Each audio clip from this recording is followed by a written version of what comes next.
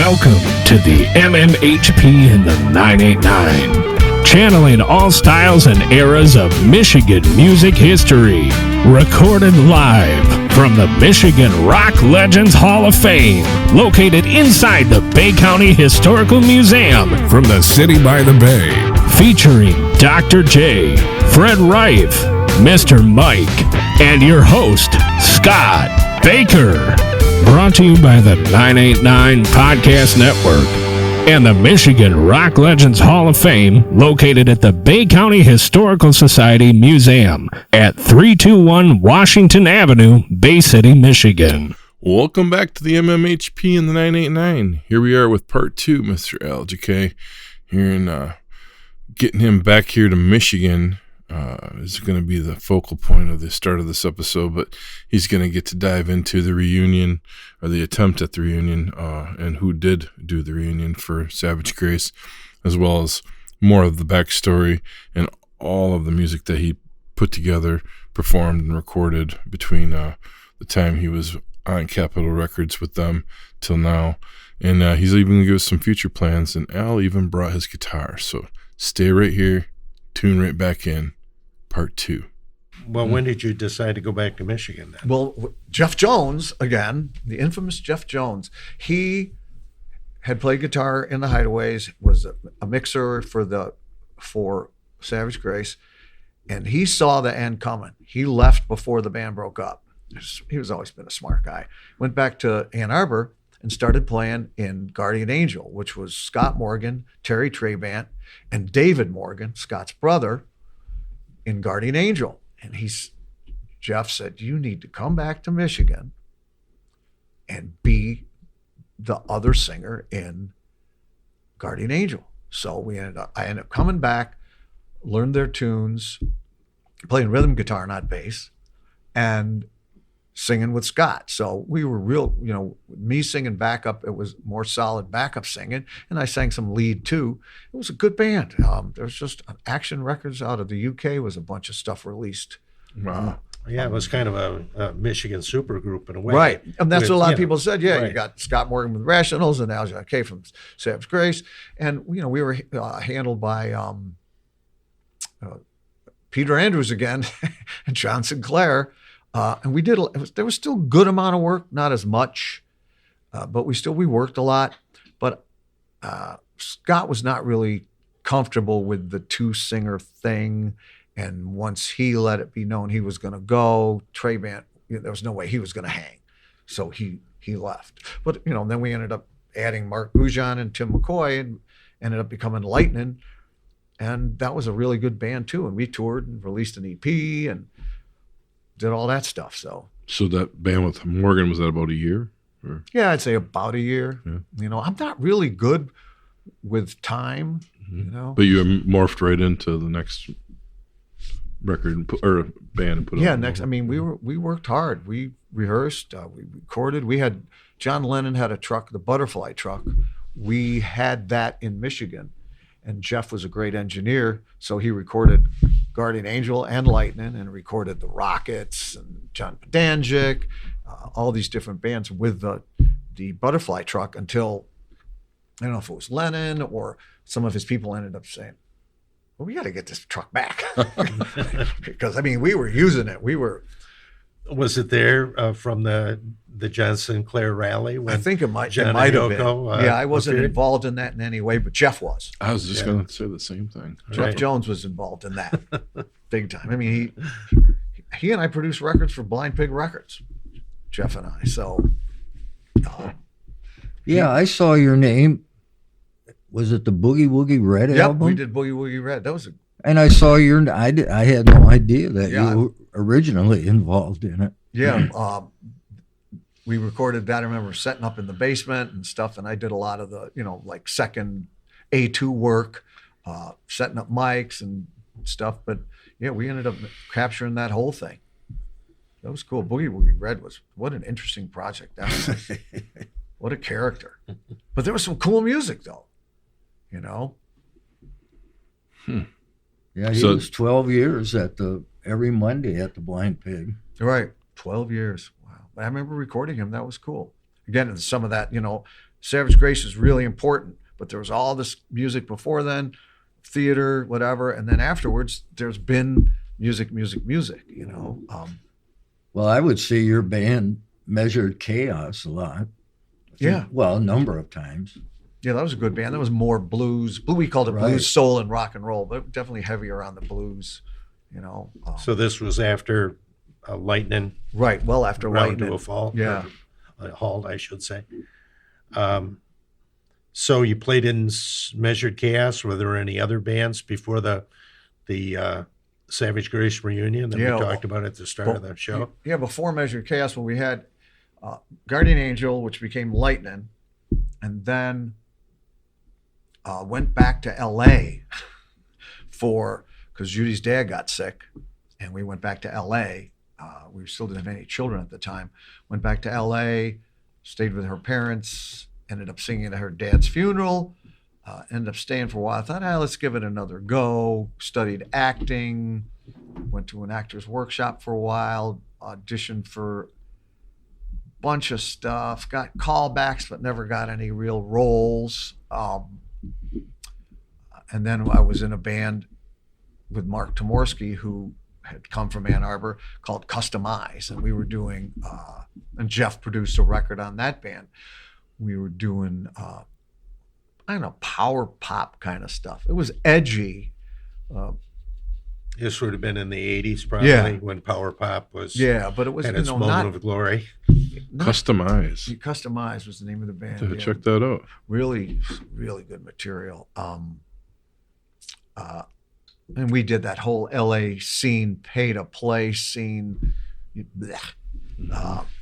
Disgusting. And then I was involved with the project that ended up becoming the Jim Morrison movie. Alan Graham, who was a poet, was married to Jim's sister, Ann Morrison, I think, really. Nice lady. She liked me. They were doing this stage show, and I ended up being involved with that. And Atlantic recorded one of our nights at the Whiskey. We did it, Doors stuff. But there's just there was like 4 Jim Morrisons at one time. Alan just had all these wild ideas. He punched somebody in the cast and was like, I'm out of here. I'm not involved. I'm not going to be involved in this. And then, but they recorded this thing with Atlantic recorded us, and then the tapes the next day, Alan comes up and he's screaming at people. He goes, the only person that sounds any good on those tapes is Al. And I don't think he really liked me, but he knew that I could do the work. So it was one of those things. He said, oh, guy is Al, blah, blah. And then he punched this guy I knew who had been in Hair in New York. I went, I'm done with this. And then we ended up producing our own version of the show at the Palace in LA. And I was in the show and stage managing at the same time, which was really nuts, totally stupid. We had scrims coming in and I'm calling cues, and then I had to go out and sing. It was dumb. But, again, you learned from it. And then so we ended up coming back, and I worked with Jeff doing a lot of corporate gigs, did a whole lot of corporate, I did jingles. I'd done a little bit in LA, came back, and I was the singer coming back from LA. I did all these really cool jingles. I did a big Dodge campaign, did an East Coast General Motors campaign. We got our first house, down payment for our first house from Here's to You, America. That was all the words I sung. It was a good spot too, but it ran all over the country, started getting checks in the mail. Okay, so we put down money on the house. So I'm working for Jeff doing sound, singing jingles. Sometimes I was working 3 to 5 sessions a week, Some paid well, some didn't. But still, I'm singing, a lot. It was great for my chops. And I ended up getting a band called The Suspects, a horn band. There's a bunch of stuff on YouTube, Dave Dixon's show of us live, literally live. It's killer. And then we released a cassette that we recorded live again on Hart Plaza, mono mix off the board. Jeff Jones again. Incredible. I mean, it's just incredible. I'm getting fired up here, but I mean, it came out really good. It's in tune. The singing's really good. There's some good songs, you know. But so I was in the Suspects too. That, you know, so Was Suspects mid '80s, late '80s? Yeah. So this is going through the hair rock era, Right? And the new wave had been through. Were you considered at that time one of the aged? Well, you know, you did it in the late '60s, early '70s. Right. Were you considered like one of the vets on the scene that could really pull off the stuff? Yeah, you know, and we were doing R&B. We were doing Wilson Pickett. Yeah. So I was getting to do the stuff that I wanted to do when I was 16 that I had no right whatsoever singing when I was 16. But being, you know, 40 or whatever, having kids, being married, having had to work, and then to sing, I was singing much better. Wonderful. Wow. You know, Suspects is a good band. There's that stuff. There's stuff all over YouTube with the Suspects, especially the Dave Dixon show, because that was Jay Barth, who worked with Seeger and Cheap Trick. I think he's the one who did the live sound at that one, and it sounds good. A lot of original tunes, some of mine, some of Matty Lee's. A guy named Tim Seeger, no relation to Bob. So is that band too. Wow. Goes on and on and on. Yeah. And well, what inspired you to try to get Savage Grace back together in the 90s then? Been a long time. It would have been over 20 years, right? Yeah, it was, you know, it was really Jeff Jones, I think. We should.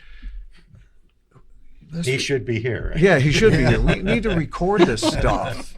You know, he's a good guitar player too. I mean, wow. We need to record this stuff. Ron's got songs, and we got together and noodled, and so suddenly you've got a group.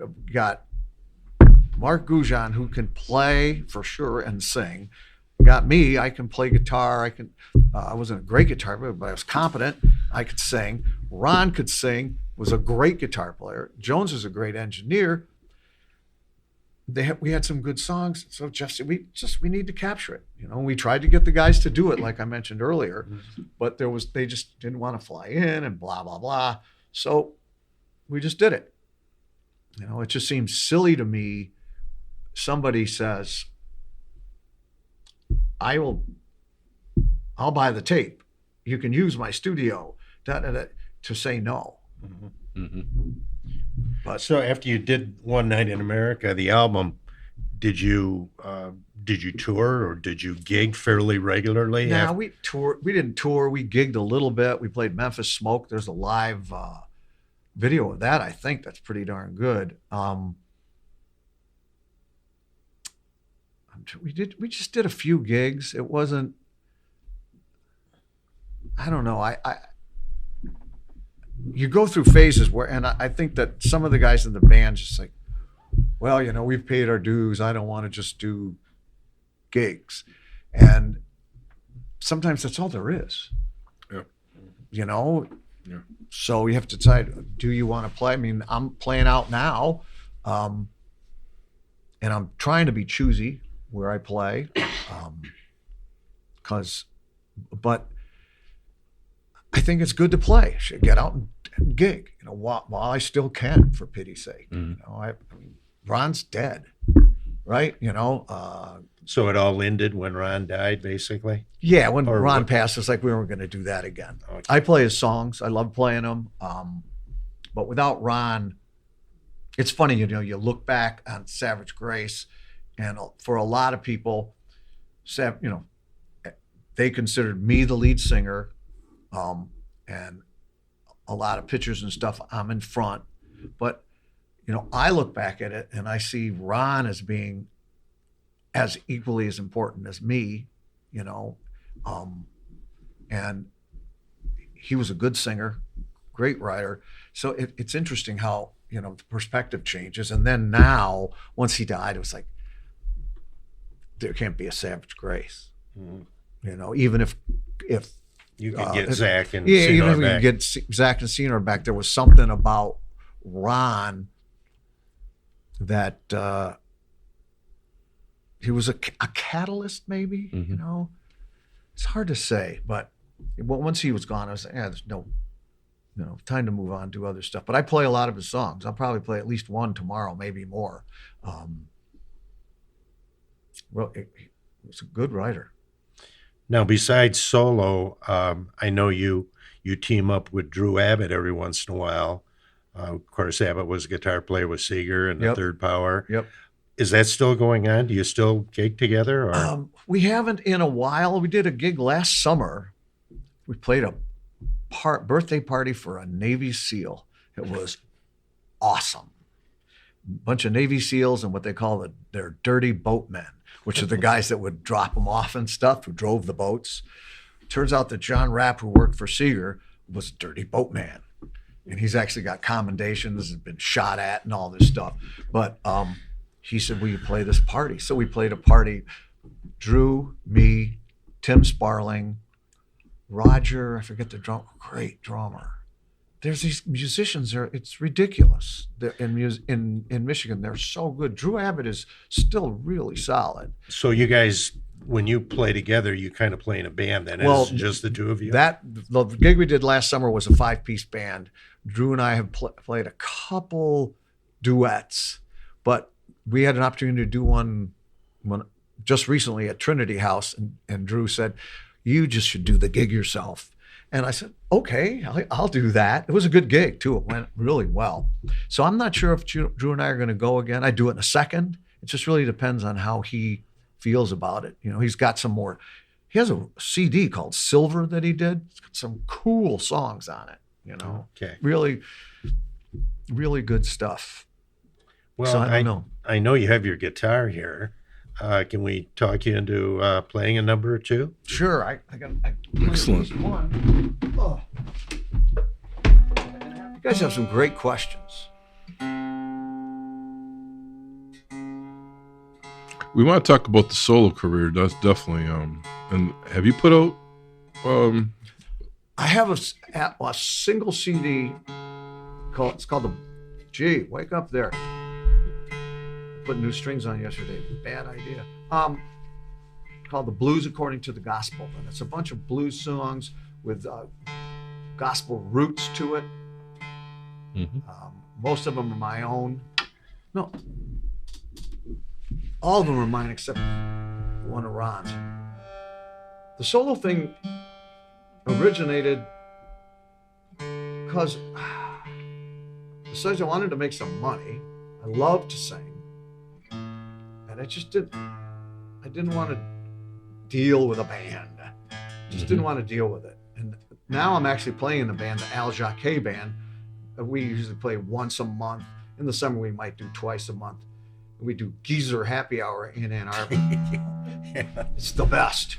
Is that with Randy and Yep, Randy and Richard Dishman? Right, Richard Dishman, who's a force. Right. He's a force. The man can play the drums, and he's a good singer. So did you go to one of those, Fred? I've been to a few of them. Oh, okay. When I lived in Ann Arbor, I used to go every Friday. Okay. I didn't realize those were going on that long. So they've been going on for a while then. Yeah. So were you dancing up a storm? No. See Freddie on top of the table. But I didn't. He's waiting for him to call him out so he can play his, That's right. his board. I'm not being rude. I just trying to make sure this is going to stay in tune. This is the first acoustic. This is the first guitar I actually ever bought myself.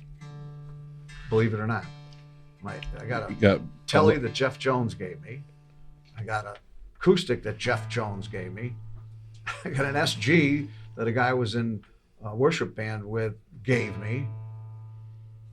And then I've got a Strat copy that Judy and I found in a Salvation Army in Petoskey for $25. Wow.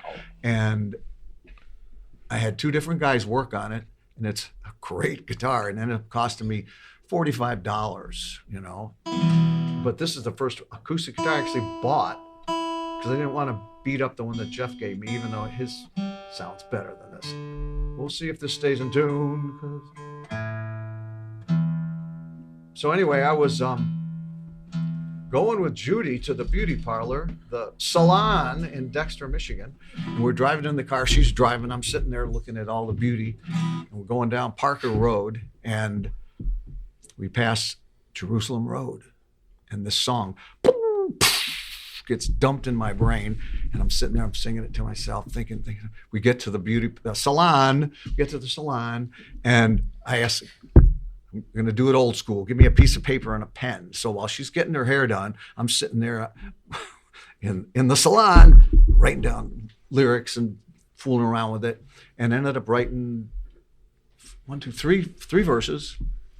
And then at the gig one day, I got to the middle, and I knew I had to go to another verse. And I said, this song's too short. And I started playing some chords I liked, and ended up writing the bridge at the gig. Oh, cool. Yeah. And inspiration. Yep. And so, and then I ended up feeling the song's either about the Underground Railroad or faith, or both.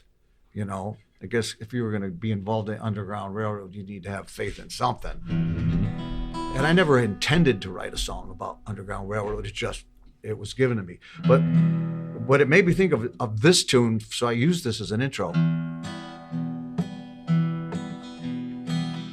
My song is fast. This one's, I am a poor, wayfaring stranger, traveling through this world of woe.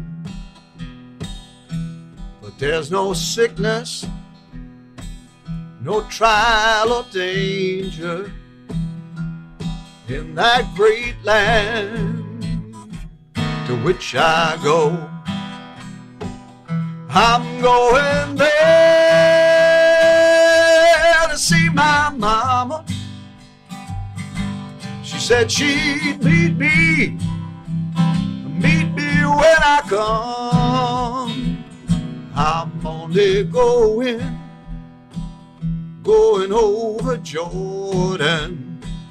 I'm only I'm going home. I'm only I'm going home. Don't pass by the Jerusalem road. You're on your way. Open your eyes. Day to day, you must shed your disguise. It's time to choose. Follow the code. Don't pass by the Jerusalem road. There's a house on a country lane, golden fields heavy with grain. The family bears such a heavy load. The first house on the Jerusalem road.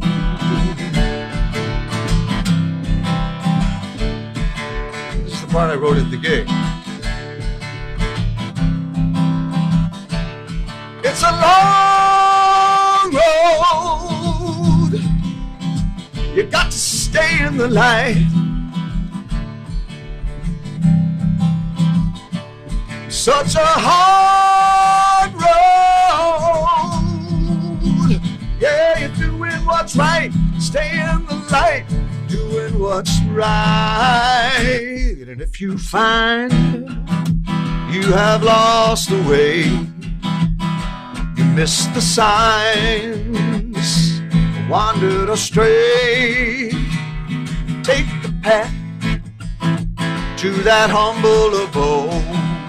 Take the turn at Jerusalem road. First house on the Jerusalem road. Don't pass by the Jerusalem road. Incredible. Yeah, outstanding. Well, hopefully you're going to play that tomorrow night. Okay. Yes, definitely. Started playing. Everybody's got to hear that. Speaking of I this, never pictured myself writing a song like that. it's incredible how it took one running into the other, and that melded well. I mean, Yeah, it did. The It vibe worked. works so Yeah, good. And the bridge at the end, wow. You know, but I never pictured myself writing a tune, and I didn't.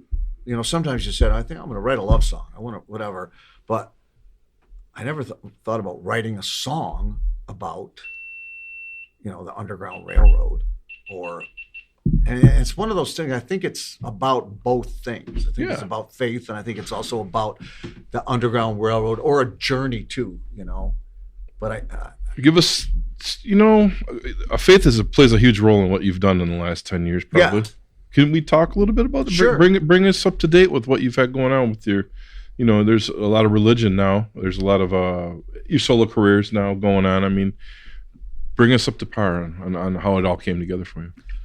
Well, it's a real long story. I mean, I grew up kindergarten, first grade, second grade, third grade. I went to Catholic school, you know, so I was exposed to, you know, faith and religion in that context. Then when we left New York City, still, you know, went catechism and all the stuff you're supposed to do. But then when I started getting into music, just sort of all of that, it not completely faded away. I mean, I was someone who still believed in God, but I just basically thought, you know, I can do whatever I want. I believed a lot of the hooey. There's no, you know, actions don't have consequences. You can smoke this, nothing bad will happen. You can do this, nothing bad will happen. And most, you know, a lot of it was just not truth. You know, actions have consequences. You can have a drink, but if you have 25, there's a difference. Yeah. You know, and some of the thing, you know, some of the weirder drugs, the cocaine and stuff, it's just not good for you. That's my opinion. You know, it's just, so anyway, you know, I got wrapped up in, I can do whatever I want. And then after our daughter Noelle was born, I was working during the day and singing at night and just beating myself to death, you know, still smoking, cigarettes, drinking too much, just doing some stupid stuff, you know. And one day on the way to work, I said a prayer. I said, okay, God, Lord, I give up. I cannot stop being a jerk. I can't stop doing these things. I need to stop. You may have it. You know, it's kind of like Jesus, take the wheel. Yeah, exactly. yeah.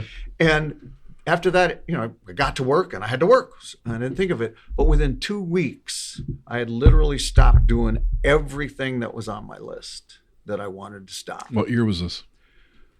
Noelle was a baby. So 1981 or 2. Oh. So this was pre even the reunion of Savage Grace and all that stuff. And my journey has been, you know, sort of wonky, but that happened. And then not too long after that, you know, Judy and I, we talked to each other and do you want to live here, Al? And I said, no. And I said, do you want to live here? No. Well, why are we living here? Okay, let's go back to Michigan. So we ended up coming back to Michigan. In the interim, I got involved in a church in Brentwood that was, the choir were all these professional singers and stuff and actors and everything.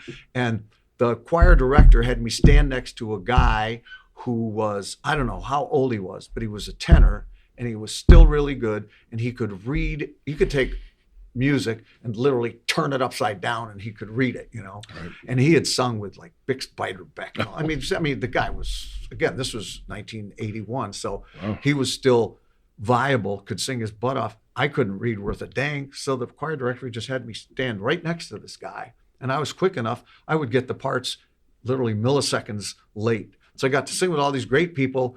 Then we left, came back to Michigan.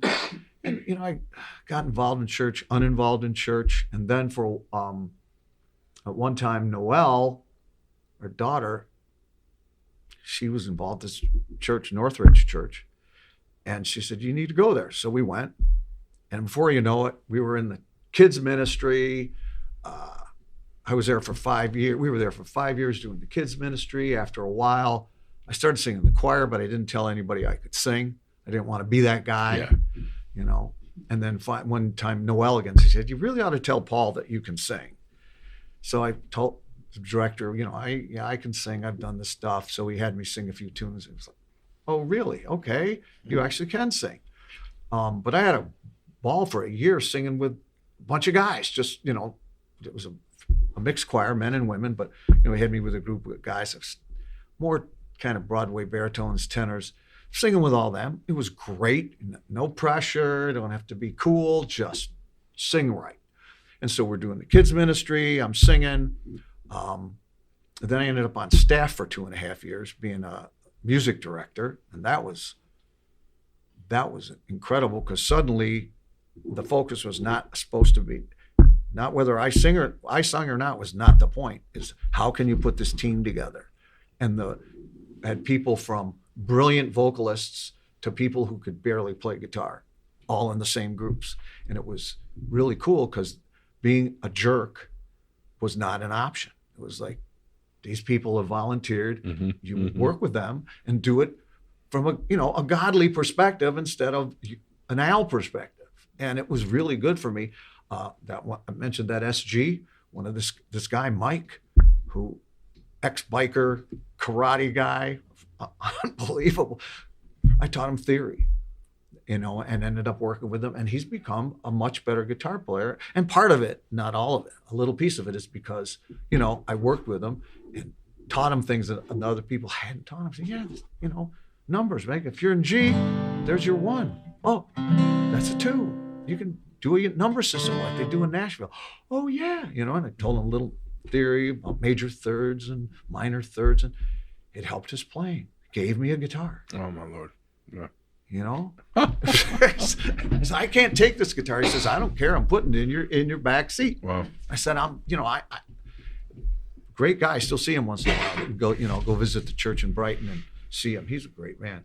But so that whole thing happened, and then I got a call one day from a guy, Keith Lawrence, who was into Southern gospel, and he said, "I want you to come and audition for my gospel trio."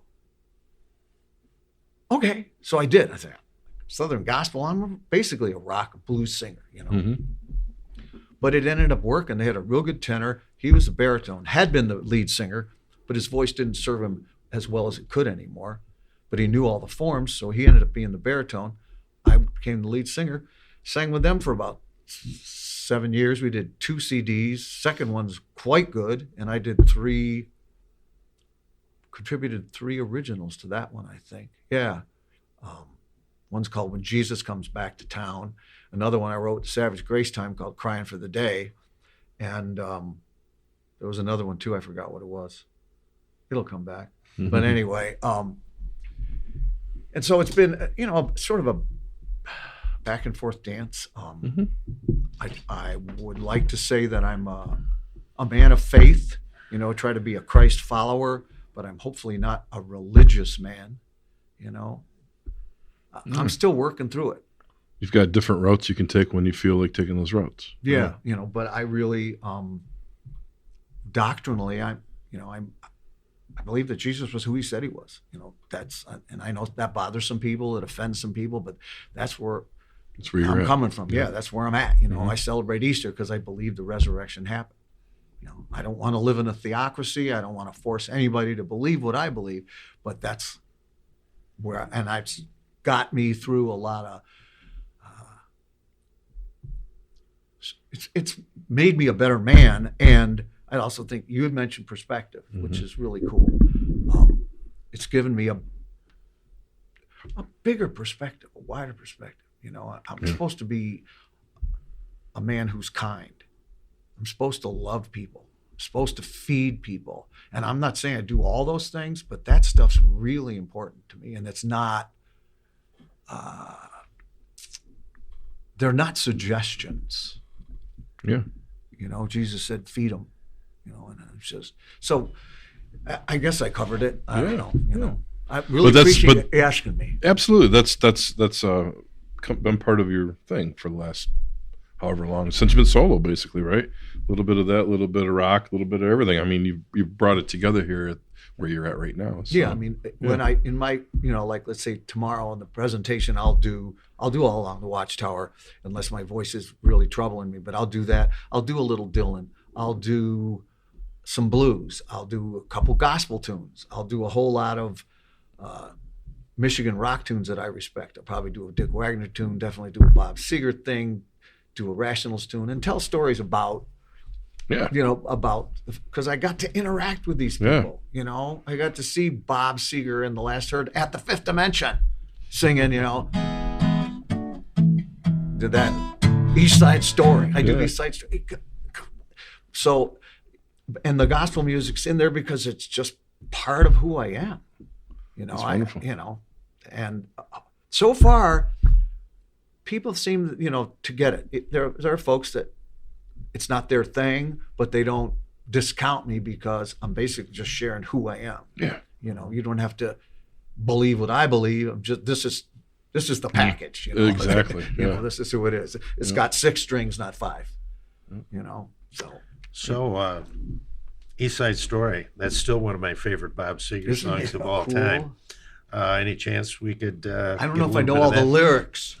I use my iPad like the kids do. Yeah, you and me both.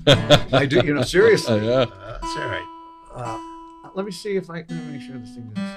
Oh, it's staying in tune. I guess it's good that we're doing this because. Break that bad boy in for tomorrow. Yeah, that's right. I had my other guitar fixed today.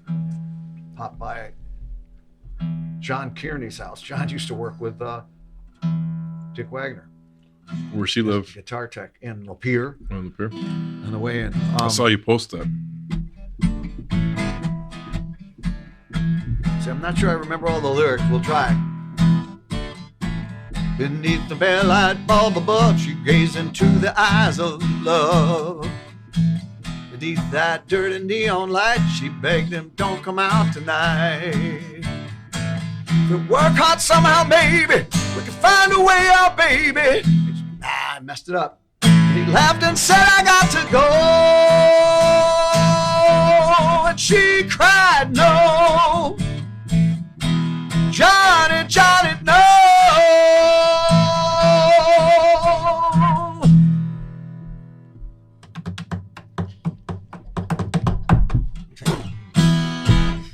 Anyway, I can't remember all the lyrics, but it's a cool tune. Oh, it is. Beneath the bare light bulb above, she gazed into the eyes of love. Oh, yeah. Come on, that's poet. It's good stuff. Yeah, to me, that should have been such a big hit. I don't know. Maybe it was because it was kind of a dark story with a robbery that went wrong and her boyfriend gets killed. But it was a great tune. Maybe the timing. People weren't really looking at Michigan that closely. Right. And I think, Bob had to he had to really work hard to break through finally. Yeah, it took a long time. I remember I talked to Drew. They were out on the road a ton. And Bob was out before there was any Silver Bullet Band, right? With Last Herd and the Borneo Band, and he did solo gigs. Yeah, Bob Seger System. Yeah, the System. He did the work. He went out and did the work. Did you have a personal relationship with him, or still do, or not really? No? He came. He saw the Suspects a few times because we would play at the Jukebox up in Birmingham, and he would hang out there. And I remember him coming up and talking to me between sets at one gig. But never really hung out with Bob. Plus, everyone was working. Unless you're doing a festival. Bob was at the Silver Bell and someone else was at the Grandee and someone was up in Bay City. So you didn't get to hang that much, And I think there was also, for certain bands, a little bit of competition, sort of, like Dick Wagner was always a competitive guy. But he and Koss had respect for each other, which is very interesting because they both said to me at one time later in their careers, oh yeah, that man could play, but when we were touring and doing festivals together, I don't think I ever saw them talk to each other. And you eventually did play with Dick. That's another one. Yeah. Wow. Sang with Dick was over a year, and that was an incredible experience. What a catalog. Remembering the Child? Was that where I did though? Yeah, Remembering the Child. There was 2 big concerts we did that were recorded. Actually, there's some good video of me on both of those. The blues place down in down by the Palace, Auburn Hills. You played Callahan's? Right, Callahan's we did there. And then we also did the didn't we do the Fox once? Yeah, we did the Fox, and then we also did the Soundboard. Oh, Motor City Soundboard? Motor City Soundboard, Okay. yeah. Remember, because at the Soundboard, I got to sit with Mark Farner and talk for a while. Nice. Cool, man. It was such a pleasant just to talk to him. How you doing? And talking about stuff and a little bit talk about faith and just. You guys share that similar path, right? Oh my Lord, yeah. So yeah, those gigs were really cool because I got to play with a lot of cats, you'd never play with before. Some guys up from Nashville. I was like, oh, okay, yeah. Guys that one guitar player I remember, never heard of him. Some kid who could just burn. I don't remember his name right now, but he could play, man. And they go, oh yeah, there's 600 of them down there like that. Nashville cats, right? Yeah, there you nice. go. Jazz and cats. Lay claims country water. Whatever. Speaking to John Sebastian. Yes, indeed. Wow. Another poet. Guy was great. Yeah. Give us another tune of yours. Never mind. Okay. Oh, I got one. It's got a good story too. So for a while, even though I had done a bunch of commercial work, the commercial scene started dying here in Detroit. I ended up going out for General Motors, selling cars.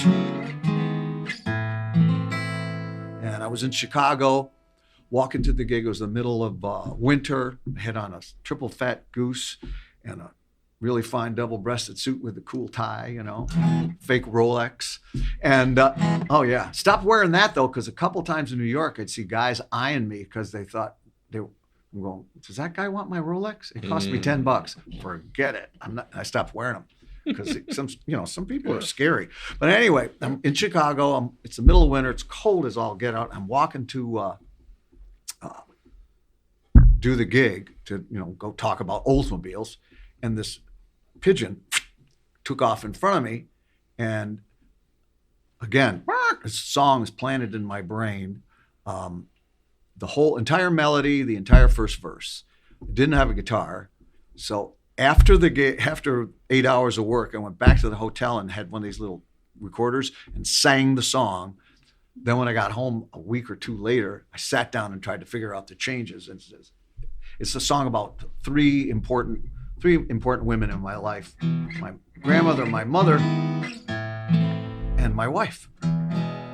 And it's not like exactly chronological. It's sort of like three important women thrown in a blender. You can get all these different Yes.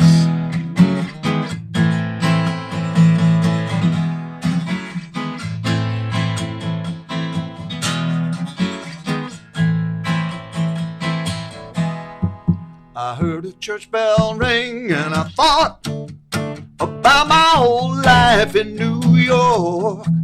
A white dove on the wing brought a tear and a feeling of remorse. Life was easy then, there was sun every day. You took care of me and showed me the way and all the things that I should do. I never said thank you. I heard a palm tree sway and I watched as a leaf rolled down a hill.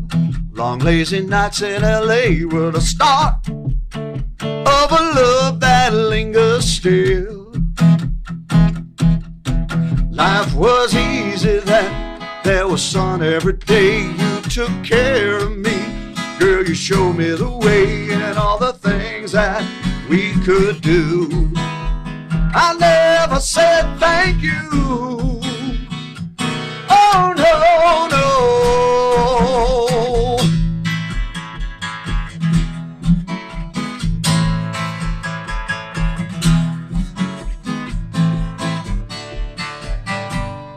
In my life for me to change. If I lose or win, I begin and end with you.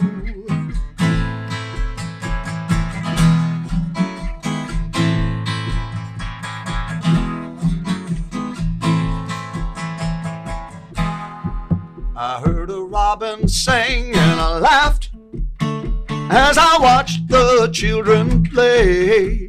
And when a church bell rings, I can smile when I think about today. Life was easy then, there was sun every day. You took care of me and showed me the way, and all the things that we can do. Never said thank you. Oh no, no.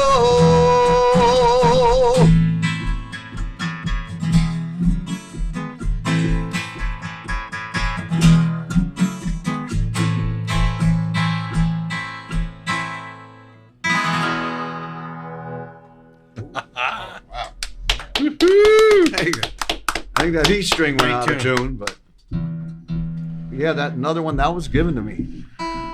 Oh, but I wrote the first verse in Chicago, and then it had all the melody and everything, and I wrote the first verse, and I was like, okay, well, gee God, thanks for the verse. Where's the rest? And I literally felt like, okay, I gave you the first verse. Now go write the rest of the song. I really almost felt like, I know that sounds crazy, but like a message. Yeah. Okay, son. Yeah. I gave you this whole first verse. Yeah. Finish the song. Yeah. You know, it's on you now, man. So, and then the bridge it came later. I don't know how. I'm trying to remember where it came from, but I don't remember. Wow. That was a great song. Yes, indeed. I usually do that one too. It seems to go over. Oh yeah, it's a great song. Do you have anything? We're getting a little preview of the show, and I'm sure it sounds like dynamite. It's fun. All right. Yeah. You got any Savage Grace left in you for one more? Or even a tidbit? What's that? Even if you only got a little bit, what do you got in you for it? Something for our listeners. What's that? Judy said blues. That's right, because I write a lot of blues, but if you want to hear Savage Grace, then I could do...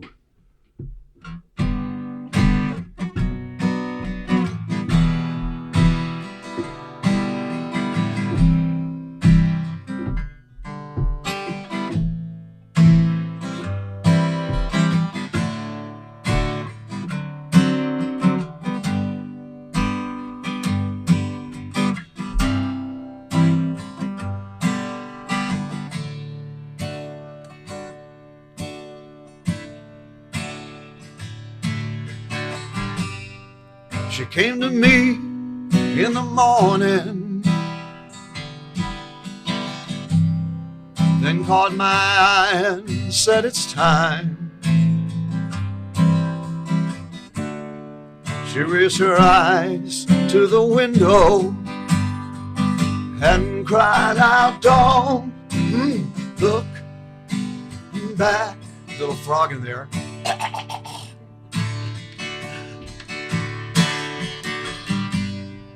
I didn't have an answer. The words were there, but wouldn't come.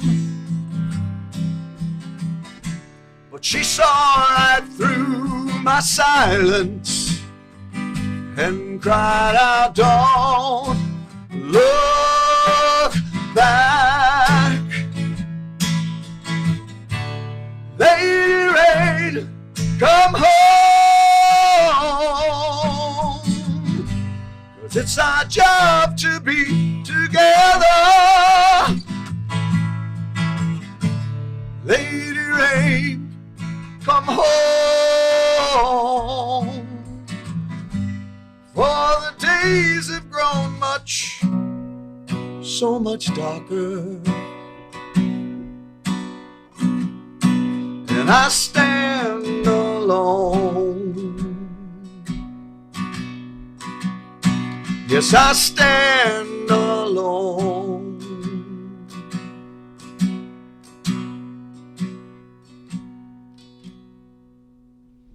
It's half a song. Yeah. From the first album. Yep, from the first album. Definitely hear a little bit of Beatles influence in that Oh song. yeah. Well, yeah, it's very similar to Day in the Life, I think. Yeah. We also got so many of these songs. I mean, Procol Harum tunes with this descending line that runs through it. That's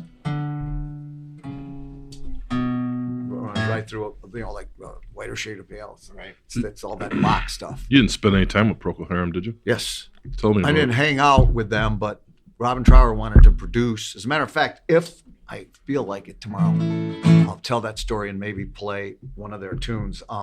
Robin Trower wanted to produce Savage Grace. We played with them at Wampler's Lake Pavilion, and they were killer. We opened up for them. I think we supplied the PA. They were so well rehearsed. It's that English thing. They were so well rehearsed and clean. Robin Trower was great. He wanted to produce the band, and he told Lubin, and he said, I want to produce the band, but you cannot tell anybody. I'm not sure it was some sort of a contractual thing or whatever. Mm-hmm. So, of course, Lubin tells Mike Gormley, and it's in the Free Press on Sunday. And we never heard from Robin Trower again. Oh, man. Too bad. So, Who do we have in here that had the party with? Was it Steve? Steve Lyman. Steve Lyman? Yeah. Yeah. Oh, the, yeah. SRC. Yeah, yeah, they used Pretty to good hang out friends there with in him, Ann yeah. Arbor on Morgan Road, yeah. Yeah.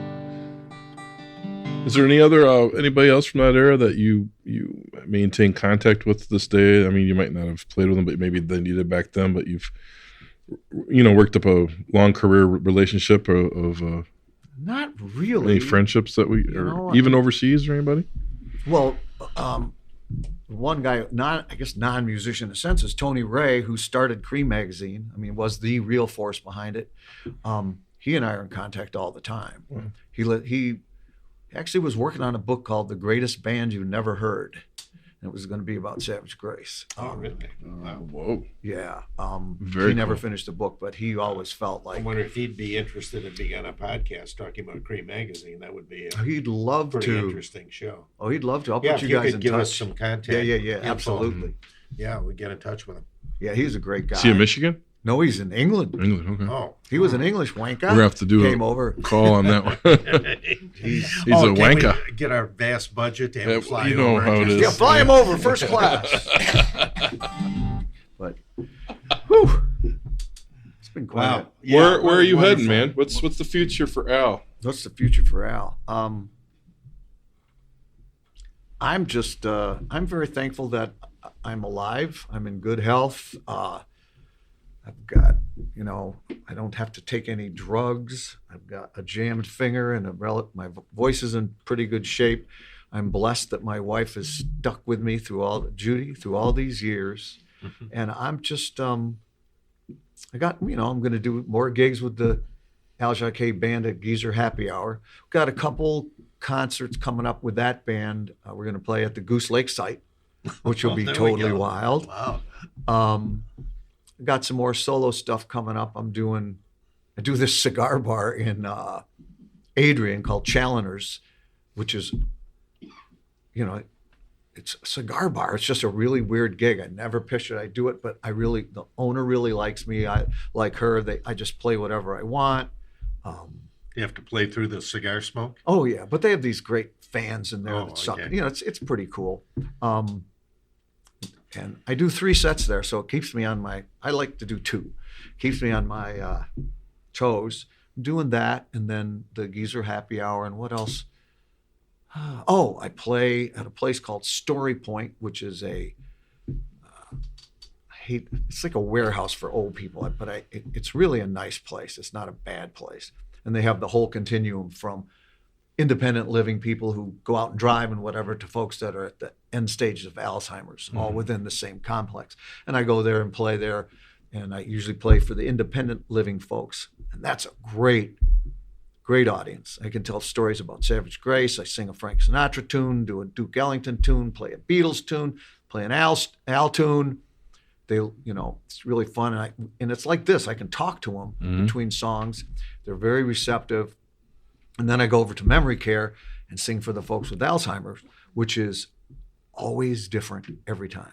sometimes you feel like you make contact, and other times it's just, okay, get through the tune, sing the best you can, do the best job you can for people, because you never know if you're making contact or not, And so it's really good for my ethic, because it'd be real easy in that situation to kind of just toss it off, who cares? But I think sometimes I do almost better because there's no, You're trying to connect. Yeah, trying to connect, So it's not like you try too hard, but you try to put the whole thing together. So it's like the chords are being played right, and you're singing the melody, and you're not singing too hard, or you're, in the moment with the song. So it's really cool. I like playing there. I usually play there about once a month.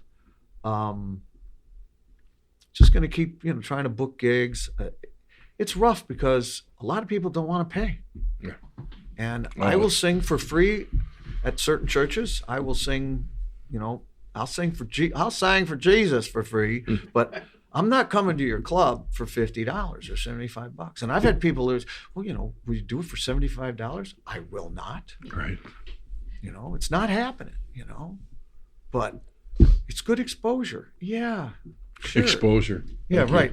Yeah. That's what I need now. I need lots of exposure. It's like, what? Yeah. So Robin Tower can hear this again, so he can produce another record for me. Really? Right. So, but I'm playing as much as I can. Are you going to do any reissues of the former records? Any of them, or are you looking ahead, making sure you're out on iTunes and everything? I mean, is there a digital layout? I know a lot of guys in your boat right now that are trying to look after their archives a little bit. Is that something that's something that I've it's funny you bring it up, just recently started thinking about. I've got a lot of stuff in different resolution, MP3s, and M4As, and waves, huge waves, whatever. Got a lot of that stuff. I'd like to put out a record of all my original stuff, all acoustic. And I'm thinking now that I might be good enough that I could do it with acoustic guitar and voice and literally do it live, and maybe do it over 3 days in the basement or something, and play the same tunes a bunch of times and just let Judy pick the best take or something. No, she's really good at that stuff, helps me. But something like that. So it was just real. Yeah. And then. So you got a studio? Not really, Basement but studio? I've got a computer and a bunch of mixers and mics, so I can set something up. It sounds pretty decent. As long as you don't overmodulate that darn digital stuff. Right. But I wouldn't mind doing that, and also. I have the Blues According to the Gospel CD, and I keep getting, get 100 copies. I need to get it out on some of the digital outlets. But I mean, Spotify, I have a problem with all that stuff. Yeah. It's just get 0.004 cents for every download. It's disgusting, And people say, well, how come you're on Spotify? I said, I don't want to be on Spotify. You could go to my website and buy. I've got tons of songs for sale there. I should probably improve that interface so that people can get little samples or whatever. But the whole Spotify thing makes me nuts. Or go to Bandcamp, which is what a lot of guys are finally doing. Yeah. Because, on a $15 CD or download, you're making $13.90 or $14.10, somewhere in that ballpark, Yeah. Or as opposed to a broken up penny per full release, Oh, I know. So it's crazy. So. But, I'd need to, do some more compilations and clean some stuff up. So that's in the works too. Yeah. Part of the history coming up here. Yeah. I might as well do it while I'm still alive because I'm in good health, but you never know. Yeah. Not being morose, it's truth. That's why I wanted to bring it up, because we've had a lot of guys through here, and I work with a lot of, I worked with Dick. I was doing his archives for a while back in the 2000, So it's like, it's a thing. It's like, we are at the age now where, how are we going to have it out? How is it going to sound? What we're going to do with it. I might as well make a little coin right now with it if I can. Nothing wrong with that. Yeah. Yeah, I brilliantly forgot to bring my Savage Grace compilations and my Blues According to the Gospel CD with me. So I won't be selling merch tomorrow, but don't push me down the stairs, honey. Well, Al, thank you for coming on the show and being in town and for doing our show tomorrow night. I'm looking forward to it. I'm sure some more stuff. Mike's our archivist, so he'll be taping tomorrow night, and I always tape our shows too because I tape when I play as well. So I'll have a copy tomorrow night for you. But I'm sure we'll have a few other questions, or if something cool comes up, we can talk about it. Oh yeah, live, absolutely. Yeah, absolutely. Jacquez, everybody. Yeah, thanks a lot. Thank you.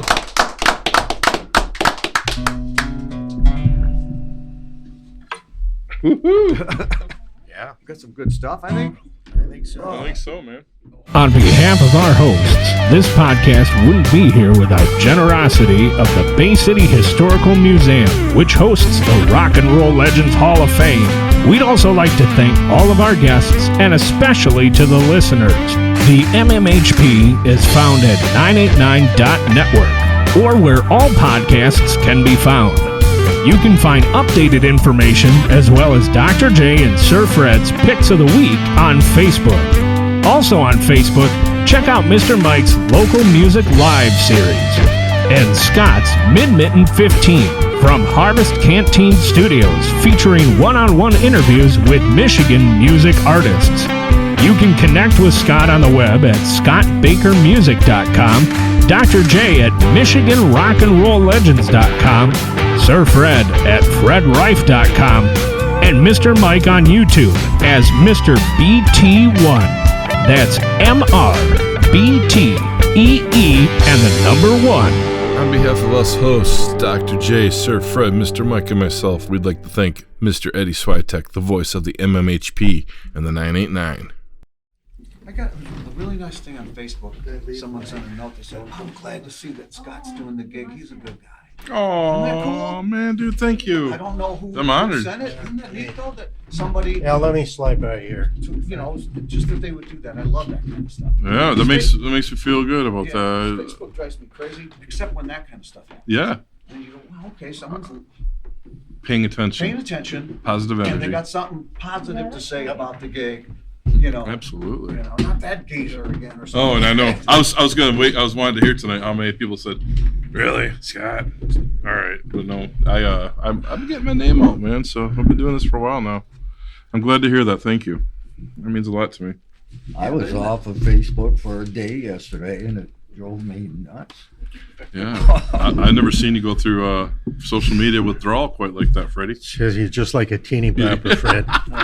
Well, This thing we shot everybody, at, all my friends are Cranbrook. 55 and above, it seems like. So You know, it's funny, because life goes on. You move. You know, this is a very important part of my life, but there was a lot of music before and a lot of music after. And sometimes when I look at pictures and stuff, I think new things come to my mind, stuff that I hadn't, All right. you know, Yeah.